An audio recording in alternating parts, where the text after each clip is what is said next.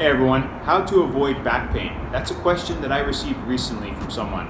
If you're experiencing back pain when you jump rope, you're probably making one or several mistakes, especially if you don't have a prior history of back pain. Jumping rope, it really shouldn't cause back pain unless you're using improper technique. So I'm going to address that in this video. Over the years, I've had several sports-related injuries. I even have 2 compressed vertebrae in my upper back, but I don't experience any problems from that anymore. I used to play a lot of rugby, and rugby is an extremely physical contact sport. You're hitting collarbones a lot. 2 people are colliding like that, and anytime you collide like that, there's a intense impact, and it forces your body to compress. So one stretch that I really love to do for my spine is I take my hands and I interlock my fingers like so, and I simply bend over and I stretch my arms like so. And this is a fantastic movement for stretching your spine, your vertebrae. And then after a while, I sometimes like to add in a little bit of a bounce. You can bend your knees when you're doing this, and I just stretch it out like this. Very comfortable stretch. But it's fantastic for elongating your spine, your vertebrae. So that's a fantastic stretch. Another one that I often like to do before I jump rope is, imagine I have a bow and arrow and I just pull it, and it's a fantastic stretch for your back. So I just from behind here,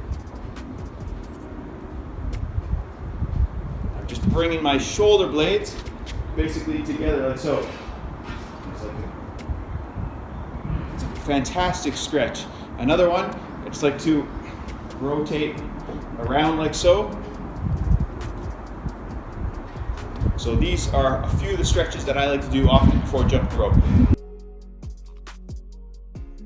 Here are some common mistakes. Here I'm slapping the ground too hard with the toes and balls of my feet. The jump height is good, but I'm just hitting the ground too hard with too much force. Or how about this? Landing on the ground with too much of the foot. Or jumping too high off the ground, which places impact on the body. A very common mistake that a lot of people make, especially people new to jumping rope, and it results in a lot of injuries to their lower legs and also even to their back. If we have a lot of shock in our lower body, that is felt all the way through our body, and it can really result in back pain. When we jump rope, we want to concentrate on using the toes and the balls of our feet. These are our body's natural springs and hydraulic systems. When we jump off the ground, we want to push off the ground using our toes and the balls of our feet, and when we land on the ground, the toes and the balls of our feet can help cushion our landing. Compare this with what you saw about a minute or so ago. Here, I'm not slapping the ground with my feet. There's very little sound. I'm using the toes and balls of my feet to cushion my landings and just pushing off the ground gently. You'll see it here in slow motion now in just a minute. So here is my 2-foot hop technique in slow motion. And what I want you to notice, just the toes and the balls of my feet are making contact with the ground. And when I land on the ground, the toes make contact with the ground first. And then in nice progression goes to the balls of my feet. And then when I want to jump off the ground, it goes from the balls of my feet to the toes in an alternate fashion. So when I'm landing on the ground, my toes make contact with the ground first, and then the balls of my feet. And when I want to jump off the ground, first I push off with the balls of my feet and then the toes. So I land on the ground using the toes of my feet. They cushion the landing, and then I shift my weight onto the balls of my feet, and it's often double unders, but the technique is the same. I land on the ground first with the toes of my feet and then the balls of my feet.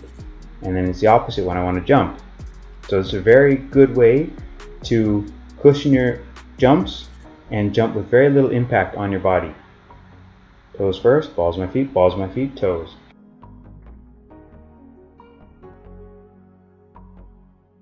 When I was younger, I played a lot of ice hockey, ball hockey, roller hockey, as well as other sports that cause you to hunch over a little bit too much. And when you hunch over a lot at the back and curl your back like that, it can result in back fatigue and even back pain. And the same is true with jumping rope. A very common mistake that a lot of people make, especially beginners to jumping rope, and it's one reason a lot of people give up jumping rope, is they hunch over their backs too much when they jump rope. One problem with that is if you're hunched over too much, you're caving your chest in, and it makes it much more difficult to breathe.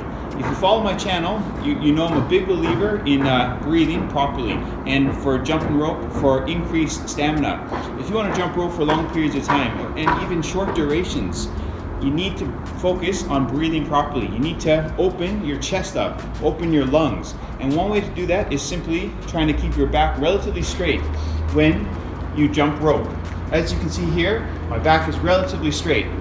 There are some jump rope moves, especially advanced jump rope moves, like advanced crisscross variations, that you may have to kind of hunch your back a little bit. But for most jump rope moves, you want to keep your back relaxed, relatively upright.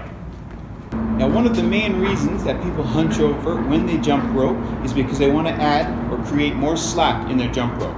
So, contrast where the rope is now. The rope is just gently touching the ground.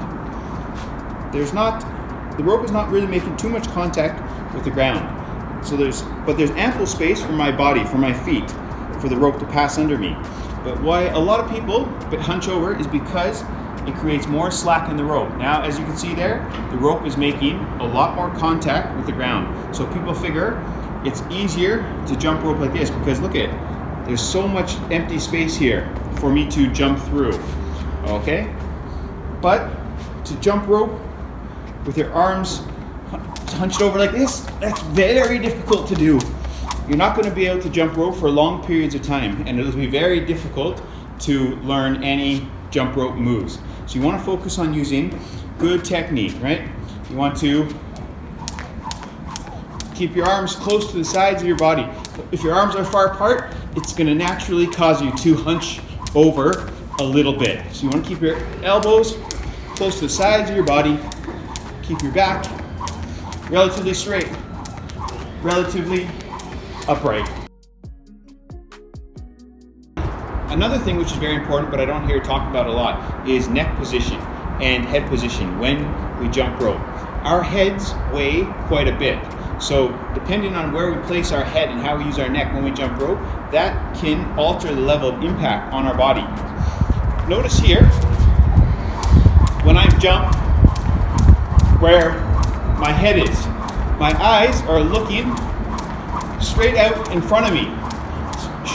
But if I start looking at the ground, now my neck is bent over. So that places some unnecessary impact on my spine. You know, I'm adding weight, unnecessary weight to the spine, and it causes my body to be a little off balance. And if I have my head over like this, it's tiring just to support my head, and plus it makes it more difficult to breathe. When we jump rope, we want to try to keep our head, our neck relaxed. Keep your head in alignment with your spine and your joints.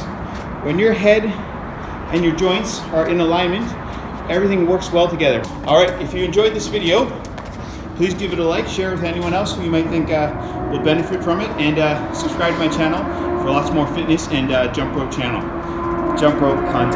Alright, thanks everyone.